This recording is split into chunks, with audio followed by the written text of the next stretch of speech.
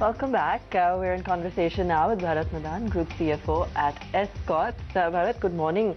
Strong showing in Q3. It looks like steady sales volume. Does this mean a turnaround? Do you feel these volumes can be sustained? No, we believe, I think after the last 3 quarters of downtrend in the industry, now we're seeing some revival happening on the ground. So in January also, like, the industry was positive, and we expect this quarter with the good Rabi harvest, I think the season should do well. So we expect there will be positive growth, maybe a single-digit growth, but it will be positive in the industry after last 3-4 quarters of negative growth. On a Q-on-Q basis, the tractor industry has seen better momentum. For Q4, what's the final run rate expected for the year? So Q4 we're expecting should lead to positive growth for the industry, and I think that for still overall, since the last 3 quarters have seen negative growth in the industry, so full year this is still industry will maybe somewhere between 6 to 7% negative growth. But we expect, I think Q4 onwards, the growth momentum will start in going to FY21. We expect the momentum will continue, and we still have some single-digit growth possibility in FY21.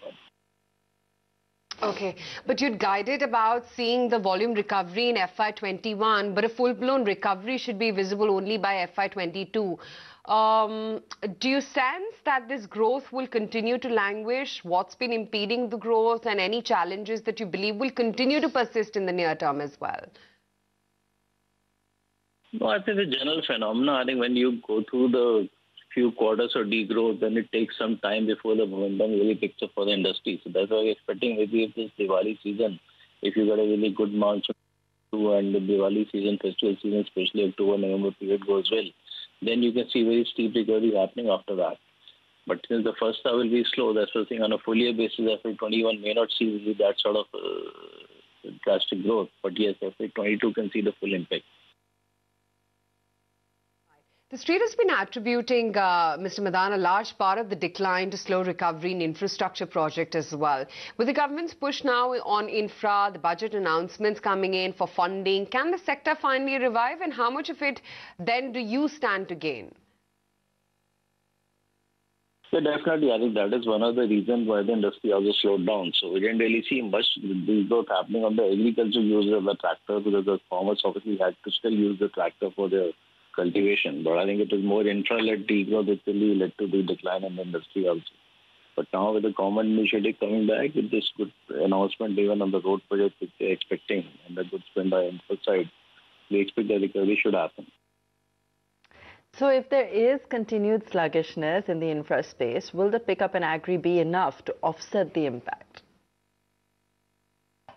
Well, I think we'll have to see on the ground really how the money gets released. There are a lot of projects where the money has been blocked now with the government. I think as the money starts getting released to these projects, then definitely we'll see some revival happening. So as of now, still a lot of demand on the construction side is dependent on totally public spending, and our private capital is still missing, I think, on the ground.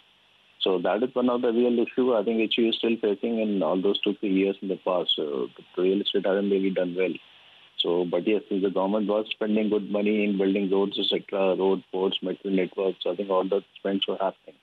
So if that activity also continues, I think that could be a good push for the infra side, and it can lead to good demand for the certificate space too. Budgetary allocation for schemes in the agri sector increased by 30% for FY21. Are provisions made towards increasing income realization from these activities robust enough to boost rural disposable income and consumption?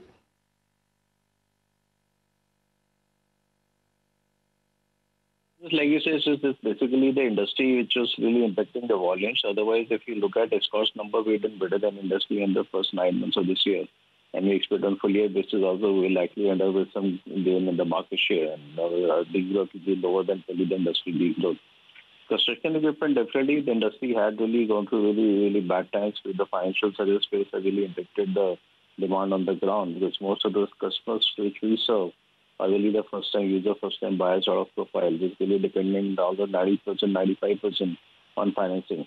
And with the sort of issue which we face in the NBFC space, actually financing was becoming one of the major issues that really led to slowness in the demand. But now we expect since from 1st of October 2020, the new emission norms setting in. So that really you see some pre-buying happening before October 2020. So it's going to really see good boost in the demand on the construction equipment side also. Analysts remain concerned about the volume softness in tractors and construction segment, which could possibly keep margins under pressure. Any outlook on that?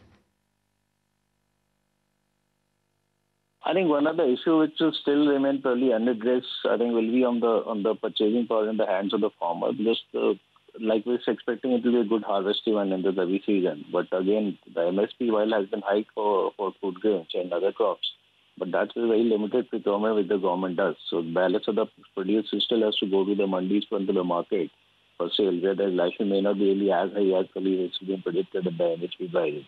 So that could be one challenge I think which will face on the ground. So we think I think the last 3 years we're not really seeing much impact on the farmers' income really getting increased. And the spends on the Manrega scheme also I think continues to be more or less in the same level. So it's no major increase which is happening even in this project. So it could be a challenge, but it will take some time for really the impact to really come back into the demand scenarios. We don't think it will happen in the short term, which is why we are not predicting any steep recovery happening on the agriculture side right from day one. I think it will take its own time, I think, before the growth really sets in.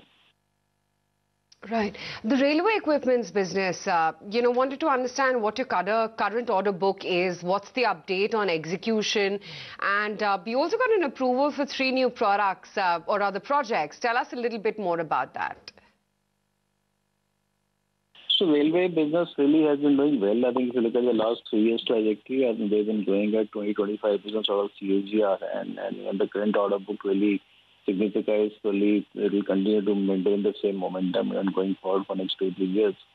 And then new products which are in the pipeline actually are seeing very good demand. So we're getting good orders on this. Our new product mix has really improved to almost 44-45% in the overall portfolio in the railway business, and it continues to grow. So only challenge with the new product is the margins initially are low. So obviously it will take some time before we localize the product and the margins really start improving. But I think on the revenue side, we expect the business will continue to do well. Okay, Mr. Madan, good to have you on the show. Thank you so much for taking the time out. Let's wind up then in this edition of The Market. But if you're guessing which billionaire is having a great 2020 already, any guesses?